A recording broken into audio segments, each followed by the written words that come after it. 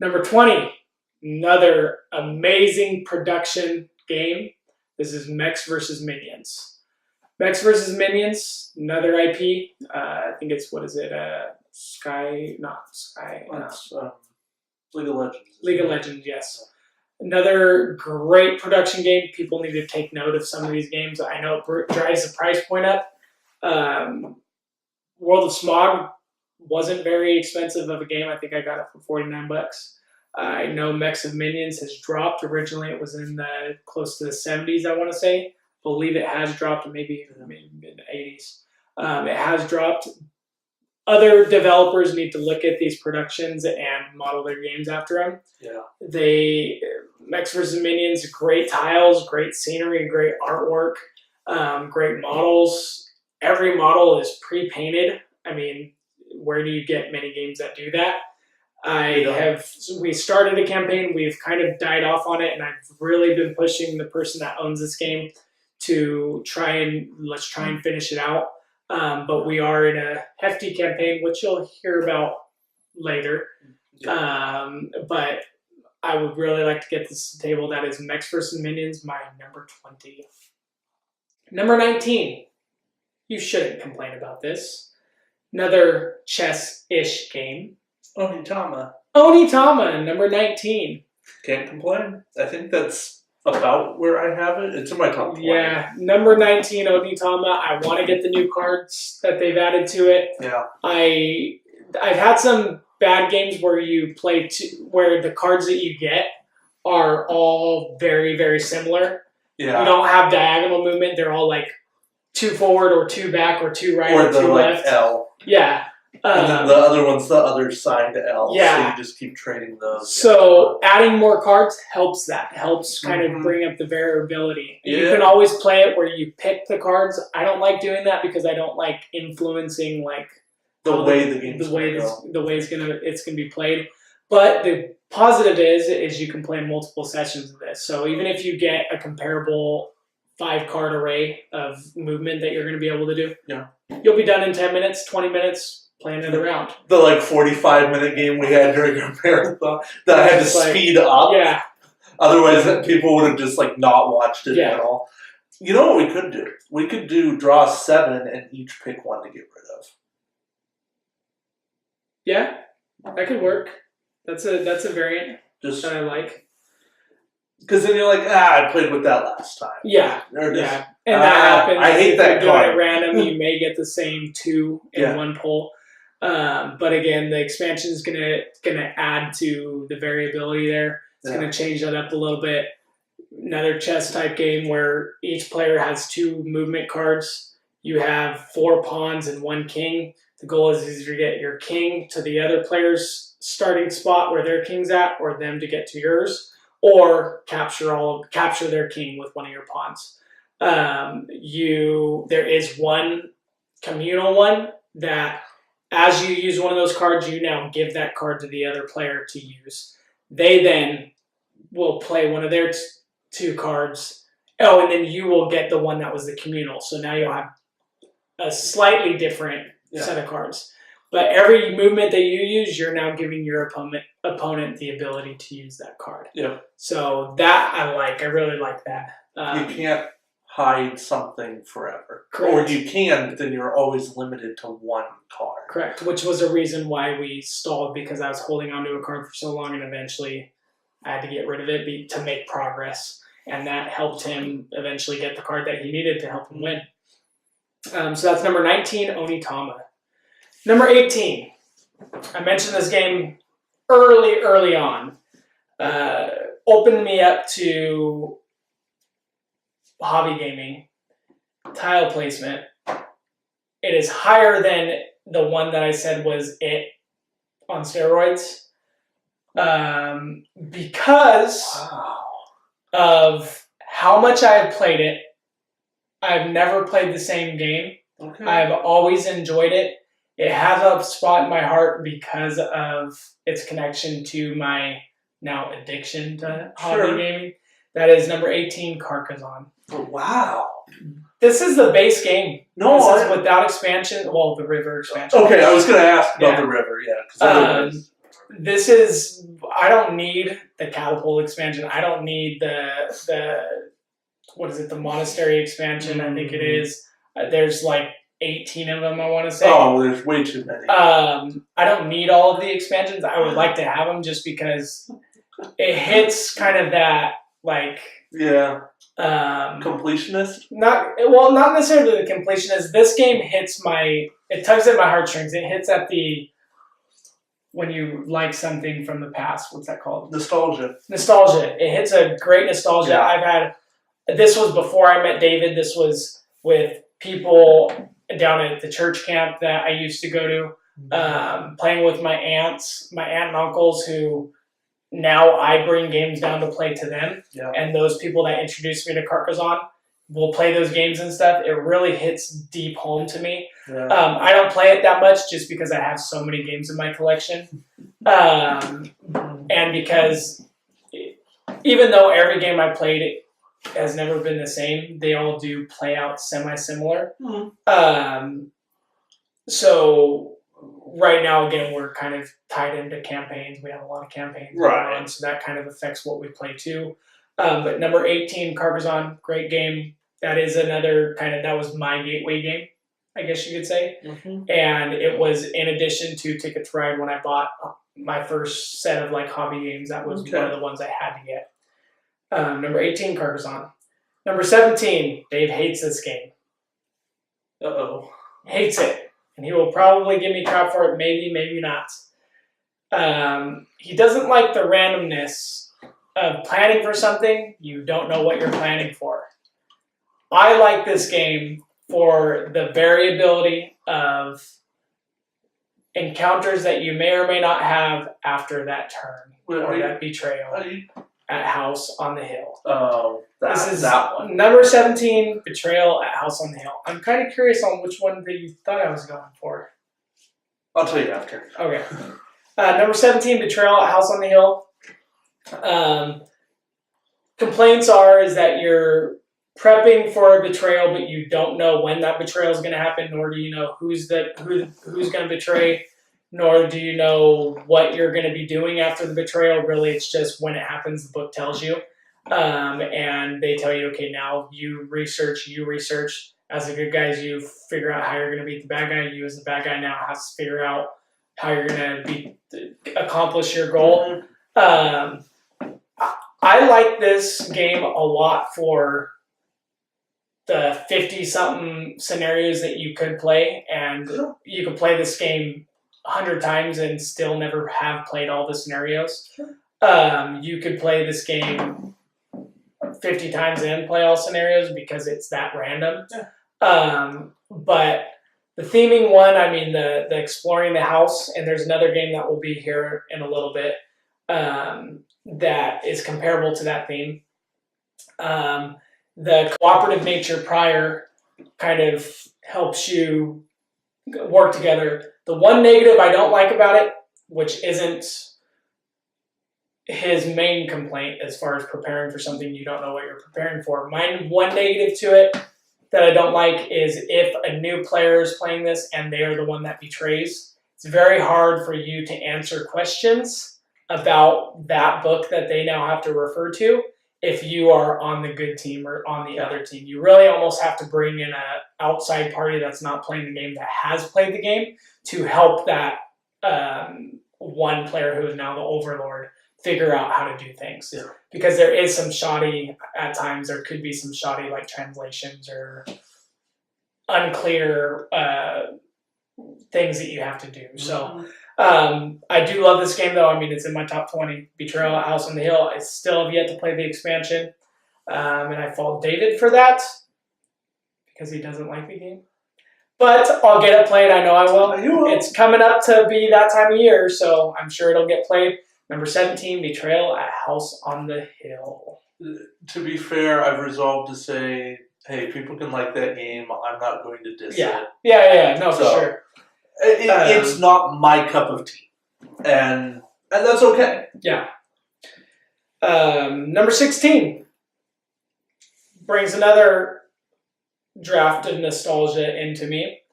It is another game that on those trips down to my aunt and uncle's house when we would play Balderdash or we would play Carcassonne, we would play Hand and Foot, we would also play this game. Now, this is not that game.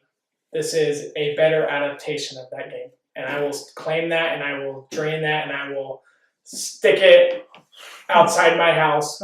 That is Spheres of Influence, Struggle for Global Supremacy. Wow. It is my tie-in to Risk. Sure.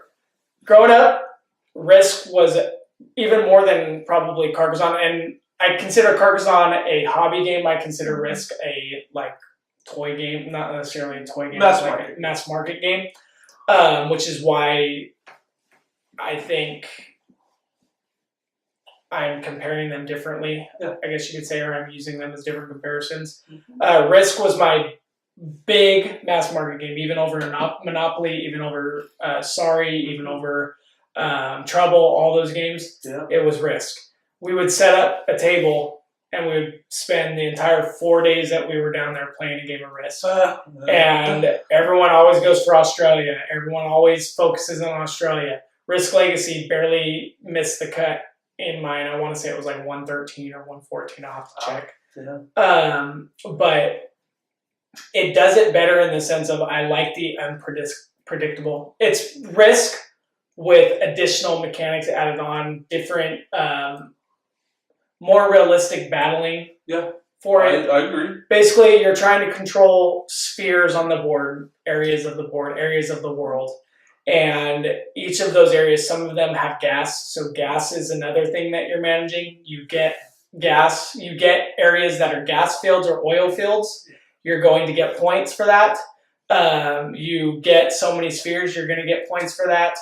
And you get victory points through cards, which there's different areas of the board that give you a special card the first time you go there. You get points for defeating other players.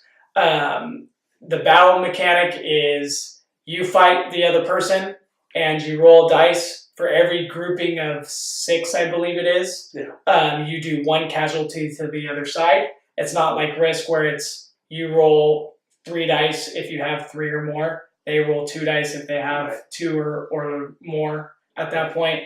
And really it's just the enemy that's doing the damage most of the time. The defender in Risk, you're mainly just trying to stave off the damage. Whereas in this game, it's more realistic. When you go to war, people are going to die on both sides. And the way that they did it was through that groupings of 6. You get more dice with more armies. You get defender bonuses if someone's attacking from the sea, which it opens up sea battles now, sea travel now in comparison to Risk. Always like that. You get bonuses as a defender if the attacker is attacking from the sea. You're bunkered up on the beach. You get defender bonuses if you are attacking the sea from the land because you're up high on the bunkers. No bonuses if it's land to land. So there's that kind of mechanic which ties in with real world battling, but you also have the struggle again for oil fields and total control of the board or as much control of the board as possible. The turns are not set in Risk. You can predict who's going because it goes in turn order and where they're going to go based on what happens. In this, you all have turn cards. So you all start with 2. As you get more spheres or more areas of the board, you add more cards to the deck, which means you're going to have more turns. You shuffle that each turn, meaning next thing that flips, that's the next person that goes. So it's always going to be random. There is some knowledge, meaning if you know someone has 3 and there's 1 card left and they've only played 2 of them, they're going to be next. However, I like that uncertainty. You don't know how to react to certain players. There is a little bit of a help for players that are less, meaning that are down on their forces, down on their cards, kind of a handicap, but does it in a really good way. Another Kickstarter I backed that took Risk for me, which is a childhood favorite of mine, mass market game, and took it to where I thought it needed to be. Number 16, Spheres of Influence, Struggle for Global Supremacy. Number 15, the better of the escape room games, in my opinion. Escape Room, the game. There are currently six scenarios for this. I've played 5 of the 6. I have all 6 of them. I know they're working on 2 more, I want to say. This is another escape room game. Puzzles. You have a decoder with keys. You have to figure out the key combinations and put them in to move to the next part of the scenario. The artwork on this is amazing. The thought that goes into it is amazing. I love this game. It gives me the feel of being in an escape room, I think, more than Unlock does. But I've had some great times with it. Even though it's consumable, every time that I've played it, I haven't been disappointed. That is number 15, Escape Room the Game. Okay. Number 14, we're in our top 14 games, is another game that you own. Think Indiana Jones. Nope. Nope. Oh, Adventure. Actually, Diamante did not make it, surprisingly. Wow. I thought it did. It didn't make it. The Adventures, the Temple of Chalk. Yeah. There's also the Adventures Pyramid of Horus, I think it is. We don't talk about that game. I hear that it's not very good, but me as a completionist, if I own this one, which I'm looking to try and find out ways I can get it. I know it's out of print, I think, at this point. If I own this one, I would probably get Pyramid of Horus just for my completionist sense. I hear it. I want to see it before I judge. So, Adventures Temple of Chalk, great little, I guess you would say dungeon crawl. Dungeon crawl / race type thing. Trying to get out of the temple before you get squashed by a boulder, burned alive, drown in the river kind of thing. Yeah. And you're fall off the rickety bridge. Fall off the rickety bridge, correct. All while trying to get treasure. Squashed by walls that are closing in on you. Trying to get the most treasure and get out before any of that happens. Those negative things happen. Great feeling. It gives me the feeling of Indiana Jones. Every time I play it, I love it. I want to play it more. That is number 14, The Adventures Temple of Chalk. Okay. Number 13, took storytelling to another level in my eyes. Zombie themed. Added a new mechanic to a game, which other games are starting to implement as well. That is Dead of Winter, a Crossroads game. Crossroads, people can complain, people can talk about this game all they want. Anytime they talk about it, they're going to tell you more often than not, more likely than not, that the Crossroads make this game. Mm-hmm. Absolutely. I completely agree with that. It is. I'm a storytelling person, and you'll see that in my next 8, 9 games that I pick. A lot of them are storytelling. I like that period of discovery, that feeling of discovery, that feeling of man, like, what's going to happen next? I'm a huge movie buff. I love movies. That's another collector thing that I do is collect movies. So Dead of Winter's Crossroads game, those Crossroads make it for me, and they do it for me every time. I think zombie theme is outplayed. However, I'll deal with this game, and I'll play it each and every time for the Crossroads. Yeah, it's a good one. That is number 13, Dead of Winter, a Crossroads game. Number 12, you will be surprised in this. My grandpa was a history teacher, which is another reason why I like historical tie-ins, such as The Opulent. Oh, don't tell me. This is a 2-player game. Oh, wow. This is a game that not many games simulate this right or well or at this extent. So you have a list of games I think are left on your list, and that's nowhere near it. This is like a list of 20 now. Yeah. 1960, right? 1960, The Making of the President, number 12. Wow. I've only played this game once. I have thirsted to play this game again, and I beat him. As one state. As Nixon. In the time that Kennedy won. So I changed history.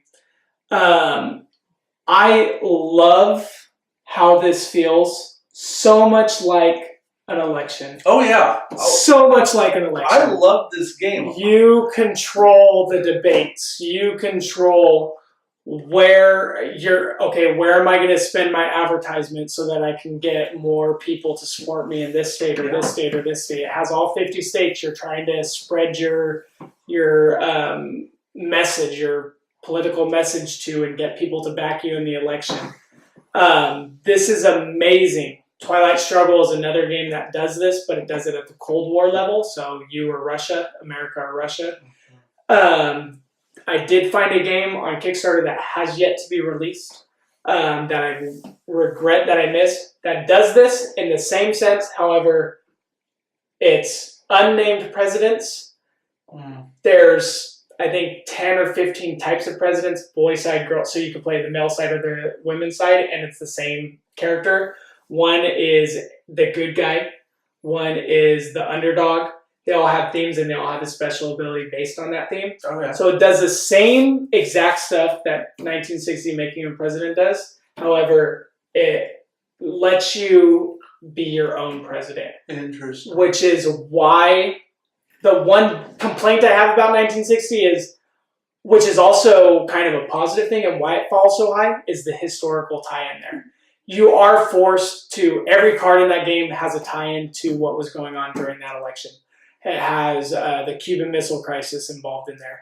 It has different things that happened in different states during that time period, different debates that happened in that time period. They'll affect you or they'll hurt you depending on who plays them and when they play them or whatever.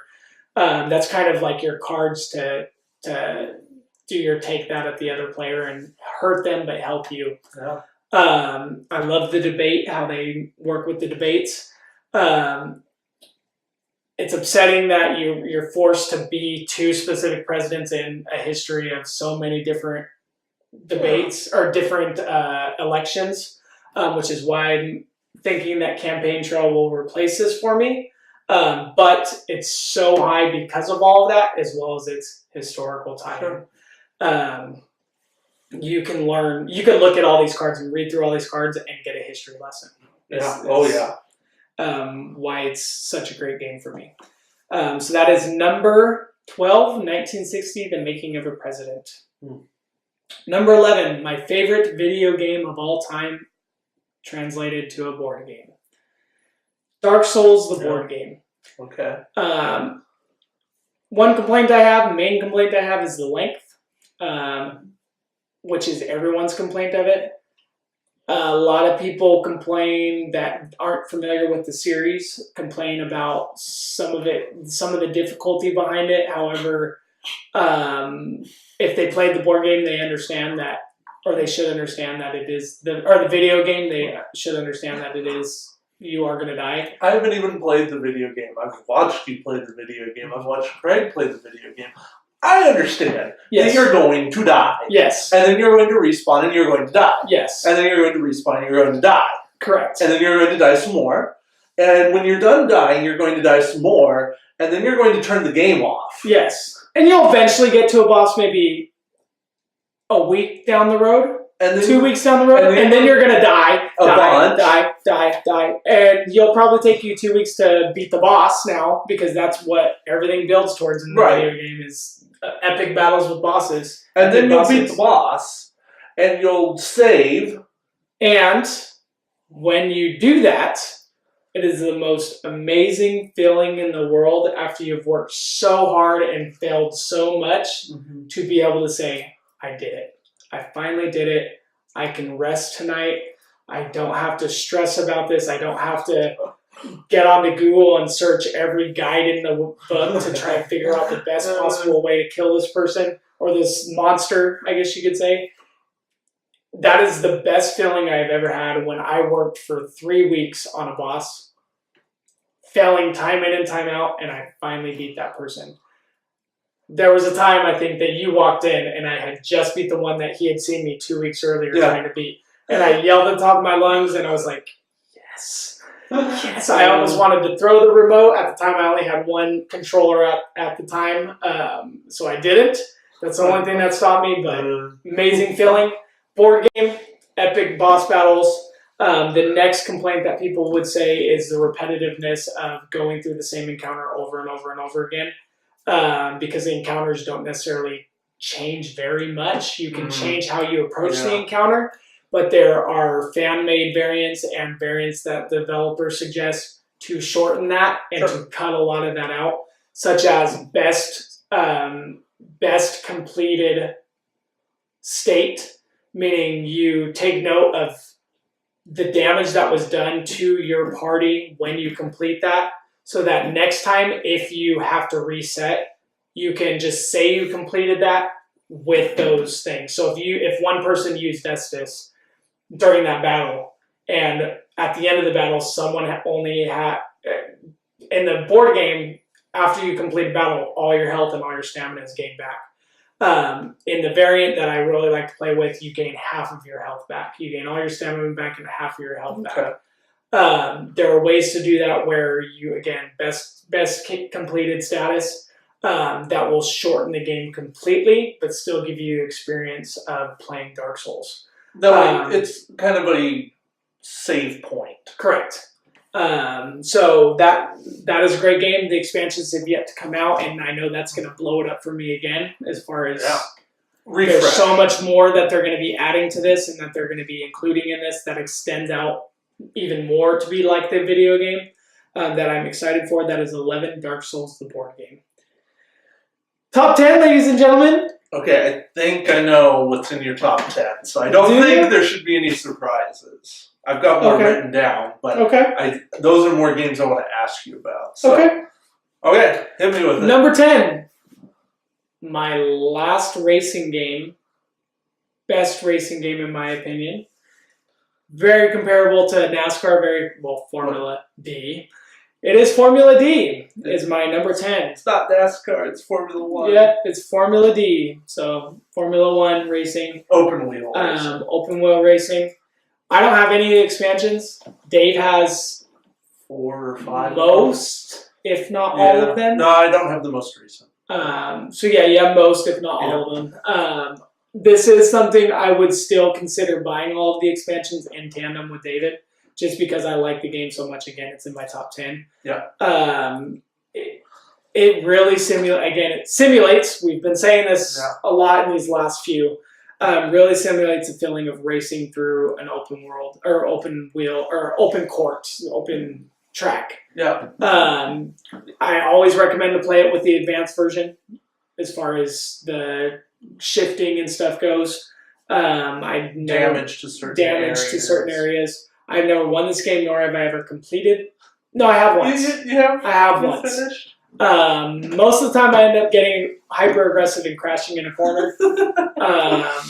Very nice where you roll a dice based on the gear that you're in. The higher gear you're in, the higher numbers are on that dice that you roll. You really have to be careful on what gear you're in when you're going into corners, because the corners are only so big. Yep. And if you roll higher than that, you're going to have to take damage. So, and maybe crash. So that's really, really a balance that I like. It's really a simulating, I guess, application to the board game that I like that really ties in well. So I love this game. Did you think it was number 10? I thought it was in your top 10. Okay. Number 10, Formula D. Number 9, another storytelling game. Comparing it to, mentioned this earlier when I was talking about Betrayal House on the Hill. Mentioned this in my mind when I was talking about app-driven games. Amazingly app-driven game, amazingly well-done app. First edition did not have this at all, this app at all. Biggest complaint was the management of everything that's going on in the world. Think Elder Tour, but with an app. It's Mansions of Madness. Yep. Second edition, I would never play it with the first edition based on things that I've heard. I don't even have to see it. I just can tell, seeing the benefit of the app. Mansions of Madness second edition, great story. Great. It's very difficult, per se. However, every time I've played it, I'm like, dude, can we play a mission? Another mission. Oh man, they're like 3 hours. Yeah, no, we'll play another one soon here. And we're probably going to be playing more here with the time of year that it is. I don't mind it, nor do I complain anytime someone says Mansions of Madness, unless I have a brand new game that I want to try out. Because I know that Mansions of Madness, you play that, you're probably done for the night, depending on how early or late you start. That would be the only thing that would stop me, but even then I would highly consider it. Yeah. That is number 9, Mansions of Madness, specifically the second edition. Number 8, I saw it on your list. This is a game that is sandbox style. I have not seen any other games this sandbox-y. It is Xia Legends of the Drift System, of a Drift System. I'm very disappointed I missed out on the Kickstarter for the expansion. I'm hoping that it'll go into wide release, be available somewhere, Game Store, Amazon, whatever. I think it's Embers of a Forsaken Star or something along those lines. Right. But Xia Legend of the Drift System, I've won both times I've played it. All 3 times I've played it, actually. The only reason it doesn't get to the table is the length of the game. I know you took it during... Yeah. Did it? Didn't get it played. It didn't get played? Okay. So it's one of those ones that's comparable to, as far as length of time, can be comparable to Battlestar. Yeah. Minus an hour or so. Depends. Depending on experience level of players. I like the variability in ways that you can win. There's like 8 different ways that you can win or that can get you to winning. I have all the times that I've won, I have snuck up and kind of stole the win because people were paying attention to either battling too much or whatever, which I enjoy. Actually, I played this 4 times, won it 3. I enjoy that. I enjoy that I can try. I've never experimented with different methods, but I can see with playing it more, that experimentation just naturally coming up. That is number 8, Xia Legends of the Drift System. Number 7, it was bound to come up. We talked about time travel. We talked about how much I like art on different cards. I can stare at these cards, these sceneries, these panoramas, and just get lost in the scene or the time that I'm in, the area that I'm in. Number 7 for me, time stories. This is the, I guess, mechanic, the game behind the scenarios. You can break them up by scenario. I think Asylum is number 1. I think, what is it? Marcy Case is number 2. I think, we got Arctic, there's Dragons, Egypt. I think probably goes Asylum, Marcy, for me anyways. Asylum, Marcy, Expedition, Egypt, Prophecy of Dragons is probably the way that it goes with the current ones that we have and have played. Yeah, I'm excited to play out the new ones. Excited to try out the new ones. I know there's some themes that are coming up that I'm excited about. The Spanish Inquisition I'm really excited about. No one expects that. Huh? No one expects it. No one expects what? Exactly. Oh. I know I'm excited about the pirate one. Yeah. That one seems like it's going to be interesting. The mature themed one, I don't know how much I'm going to like it. We'll see how it goes. Lumen, that one's the like Conquistador one, right? Or I think. I'm not sure how that one's going to be, but I'm excited about all the expansions, and I hope they continue to put money into this and keep investing in stories. I also would love to try out expansion or fan-made expansions. I know there's a really cool one that I'm interested in, the Batman one. That seems like it would be cool. I don't know how well developed it is, but my biggest thing with this game is the artwork and the puzzle behind everything and how you go about finding out the solution. So I don't know how much I would like the fan-made ones. I don't know how well the art is. I don't know how well the quality is, the story behind it. But great game. My number 7, Time Stories. And that's everything behind Time Stories. Number 6, going back to my historical roots, my simulative roots. First war game on my list, I think. This might be the one I don't have. Can you take a gander at it? This is Memoir 44. Oh, okay, that's the one I don't have. I wouldn't even guess that because we haven't played it. I know you have it. Yes. But. 6, Memoir 44. Historical tie-in. simulates battles, simple behind every kind of strategy. There is a deep strategy to it, but it's simple in the mechanics and the way it plays. World War II is one of my favorite historical, battles. There were some great battles in there. I think a lot of that has to do with Band of Brothers promoted a lot of the great battles that happened during that war. I think Civil War is another one that I really enjoy. Yeah. I know Memoir 44 is an adaptation of his previous working, which was there was a Battle Cry, I think it was. Battlefront. I think Battle Cry is the one I'm thinking of. Is the Civil War themed one that's like Memoir. But Memoir 44, I've had great times. I have actually never won this game, but played it a lot. Last time I played it was I did the airdrop one. That one was interesting. Little just drop the players on the board, and that's where the characters are simulating the airdrop.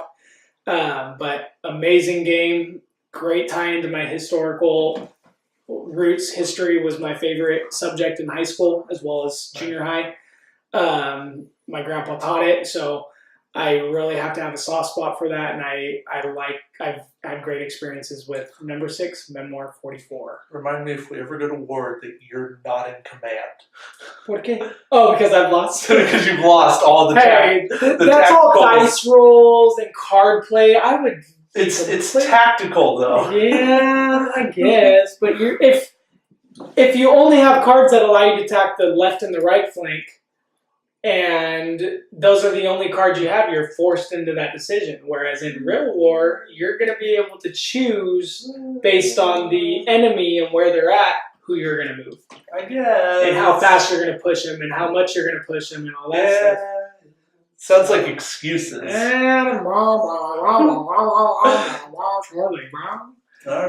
Okay, number 5. Last sports game on the list. What? Okay, I have things to talk about then. Last sports game on the list. Dave mentioned it earlier. My second favorite sport of all time. Football. First and goal. I've had horrible experiences playing this game, and I have yet to play it. I have yet to beat it. Win in this game. But that is clear to me that I've had horrible experiences playing this game, and I still want to continue playing it. I've never won this game. I still want to continue playing it. Didn't you fumble on the 2-yard line? I fumbled 3 possessions in a row.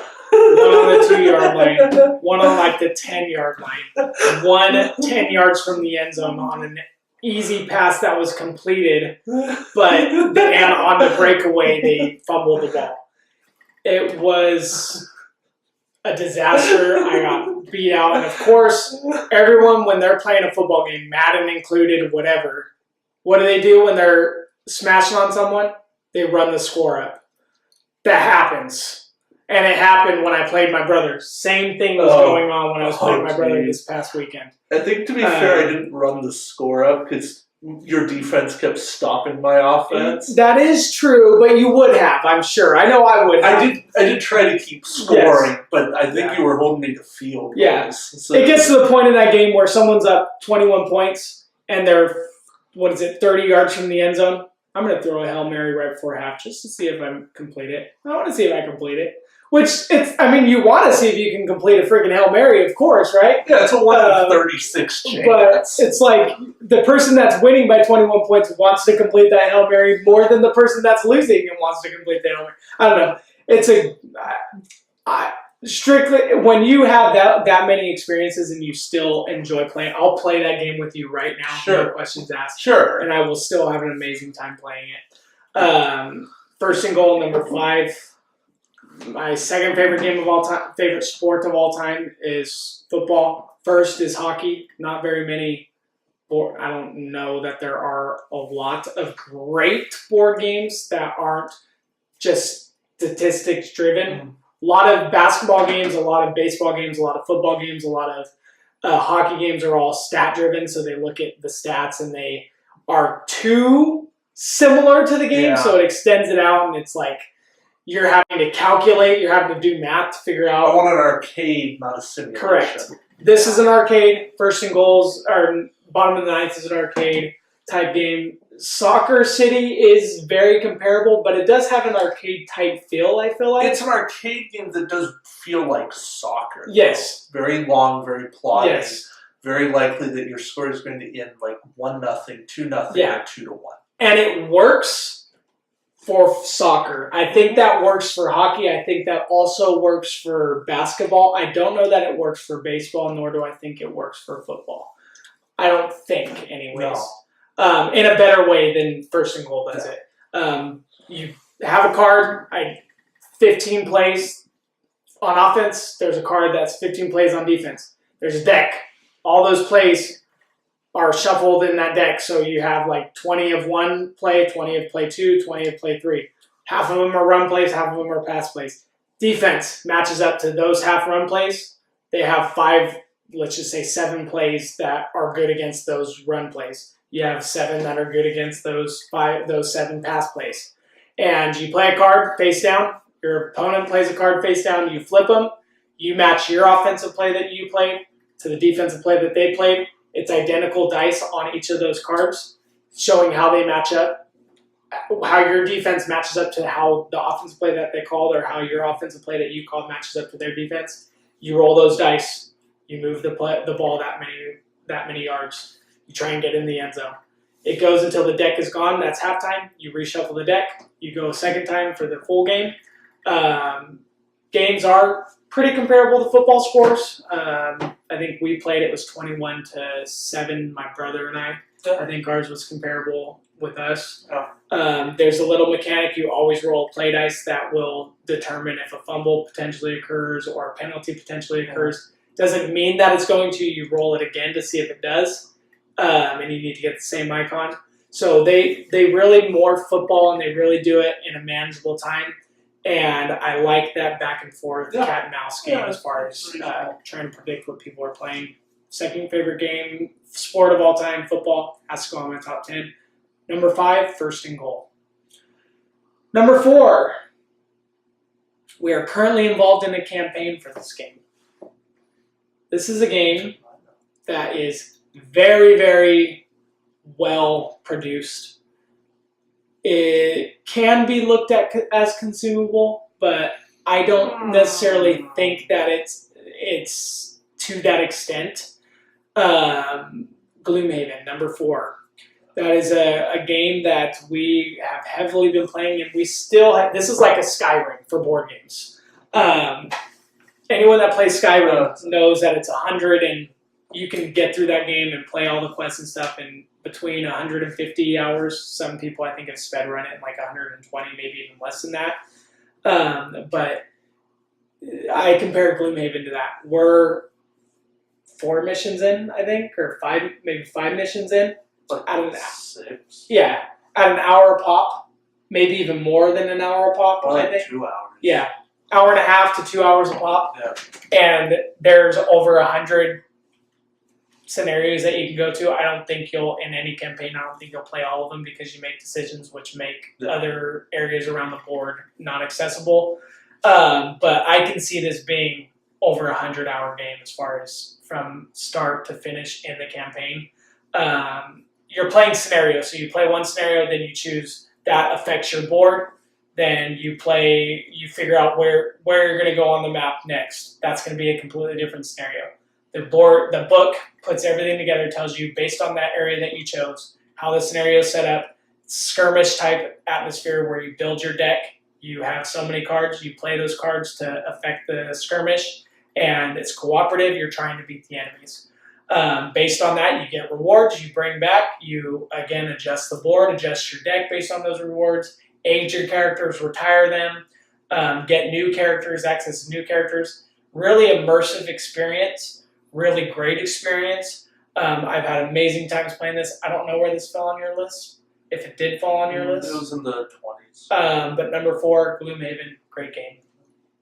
Number 3, this is a game that I continue to get to the table. I'm surprised that I do because of its length again. I enjoy the unique mechanics of it as well as the artwork of it, as well as this is the first Kickstarter I fully backed every single thing that came with the Kickstarter. This is a dice crafting game. Not dice crafting. Dice builder RPG. Dice builder RPG, I think is what the term that you name for it. It is Too Many Bones. This is still fairly new. I've had this since March, April, around that April, I want to say. They're going to be releasing a Kickstarter here in about a week for the expansion, which could be a standalone, but they also is backwards compatible with the first one. Basically, everyone gets a character. Each character plays a little bit differently. They have a skill tree of 16 dice, I think it is. You get skill points for different encounters to purchase new dice to add to your skill tree. Each of those dice has different things that you'll be able to use in your upcoming battles. You can increase your stats as far as how many dice you can roll each turn, how many of those can be attack, how many of those can be defense, how much starting health you have. You start with an encounter, you fight in that encounter, you collect the rewards, or you don't based on the results. And you're ultimately going over a period of 7 or 8 encounters to beat the big bad tyrant at the end of it in a all basically culminating battle with that tyrant. So this is an amazing game. I love it. I'm going to be back in the Kickstarter. That is Too Many Bones, number 3. Number 2. You mentioned this to me before. Best storytelling game I have ever played. There's a lot that I haven't played. And I want to play it over and over and over again just because I love the experience. I love the comedy. I love the different humorous things that you encounter. We finally won this game. Yeah. One of the last few times we played it. Took us long enough. Took us about 4 times to beat it. But we finally beat it. I played it again with my brother, beat it with my brother. I played it a second time, beat it then. Getting better at it, obviously. That at number 2, Agents of Smersh. This is essentially Tales of Arabian Nights cloned, but in a cooperative nature. So Tales of Arabian Nights, a lot of it's PvP, and your encounters are very random. This one, encounters are semi-random, but it makes more sense, I feel like, depending on how you think about it. Where you, as the individual working with your other agents, are trying to beat Dr. Lobo. You do this through moving around the board. Board is very similar look of Pandemic board, where you have different cities you can go to. Some of those cities may have information to get you to beat Dr. Lobo, some of them won't. You do an encounter there, flip cards to see what number in the book you refer to out of like 1,400, 1,500, maybe even 1,600 encounters. And you read that encounter to the person that's there. They then make a choice on what they're going to do, how they're going to try and accomplish that encounter, and then you either pass or succeed it. The story is what drives this game. I will play this time in and time out. I've even played it solo, where you read it to yourself, but you shield the answers as far as for your picks, your choices that you make. I am really highly trying to get a hold of the Swagman's expansion that they made with the first Kickstarter, I want to say. It adds Australia there. It adds more scenarios that allows you to play cooperatively in a campaign style. But that game is nowhere to be found. So if anyone knows, let us know in the comments below. Swagman's Hope expansion. So number 2, Agents of Smersh. Number 1, my top game of all time. Early on in this previous broadcast, we mentioned a game that I was curious may or may not overtake this game. Now, I'm curious about that, and I'm I was very adamant at thinking that because I want to be involved. I'm trying to be involved in law enforcement, right? Well, there's another end of public safety that is kind of like the competitor a lot of times. If you talk to any law enforcement officer or any person that's involved with this, they like to joke about the other. They like to joke about the cops. The cops like to joke about them. So it's interesting for someone that wants to be involved in law enforcement to enjoy this type of game with competitor per se. Top one game of all time, favorite game of all time, Flashpoint Fire Rescue. One of the best implementations I feel like of theme, as far as feeling like you're doing this and you're actually experiencing being a firefighter. I think in most games that I've mentioned, this is probably one of the best. There are ones that do it very similar or very close to simulating what you're actually doing in that game. However, I have family members that are firefighters. I have been around the fire department. I have even at times considered it as far as a backup. My whole goal was to work in law enforcement as do a reserve firefighter, be a reserve firefighter to kind of get both ends of the spectrum. But this is an amazing game. Basically, you're trying to fight a fire in a house. You're working with the rest of your co-ops. It's a cooperative game to try and combat this fire. Each person is a different type of firefighter. One could be a structural engineer. One could be which is the expansion, I think, adding walls. One could be a captain. One could be a just CAFS firefighter. One could be a rescue specialist. One could be a gunner, a deck gunner. And they all play semi-differently because they all have different abilities based on that, I guess, role. Yeah. And you're going in trying to rescue people from the fire before the fire takes the toll on the house or the two-story building or the sub or the aircraft carrier or aircraft hangar. I mean, there's tons of expansions. I have the entire expansion set now. It's Dave. I know there's another one that just got released, so that one I kickstarted right when it happened. They have actually opened it up for an app. I backed that one. I got that app. Any other time they add any more Flashpoint stuff, I'm going to be adding it into my collection. I mentioned I really want them to see them do like a wildfire / forest fire. So maybe one end of the board is wildfire, one end of the board is forest fire. I know that there's ways that they can do it. And I know I've reached out to the developer to see if he can adapt it. I've given him some suggestions. Hopefully we can see more of Flashpoint. But again, favorite game of all time, no questions asked, Flashpoint Fire Rescue. Number one. All right. I don't have a problem with that. You've had your great reasons for a long time. What I have a problem with is a few games not being on the list. Let's hear them. Okay. So, Takedo. Okay. I want to know where that is. Because, to me, I thought you enjoyed Takedo. Number 114. Okay. Not too far off. Takedo fell. Yeah. I think because of the blandness. It does lack a ton of things. I haven't played it with either of the expansions as far as the, I think, Crossroads expansion or there's the second one that they released.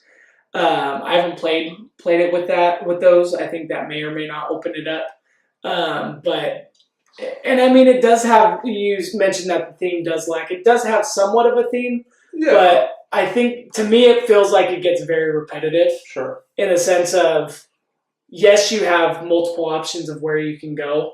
Yes, that is part of the game of trying to block people from being able to have certain options. Mm-hmm. However, I don't like how it constricts how you play. Yeah. I don't like how that can really kind of spiral into one player not necessarily ever really getting an option to do anything with anywhere, like do anything anywhere really, because either they kept getting blocked for money after they use their money on a painting, or they can't donate to the temple now because they got blocked for money time in and time out. Yeah.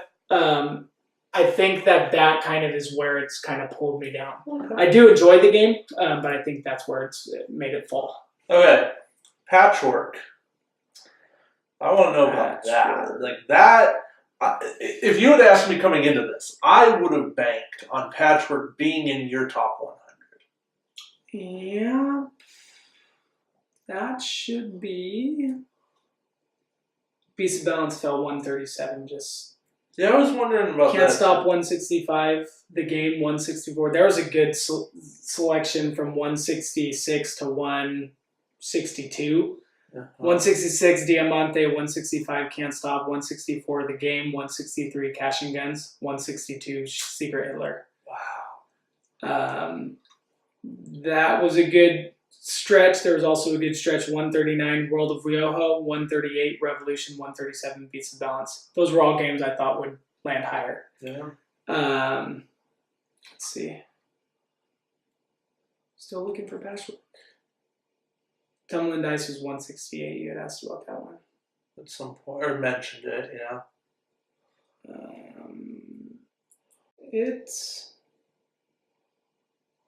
I may have missed it, but I'm at 200 and I don't see it.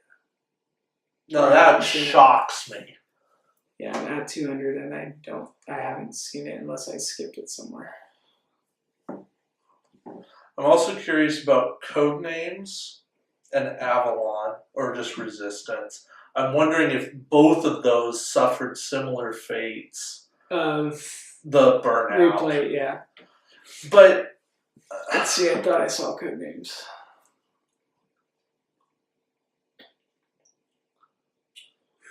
And also For Sale. And I'm wondering if that's a game that you just haven't played much of. Could be. Because it does fit your... For Sale 179. Yeah. It fits your super easy to teach, super easy to play. Mm-hmm. You can play it with just about anybody. Short game length. Codenames was 156. Yeah. I can understand that. Let's see. What was the other one you had said? Resistance, Avalon.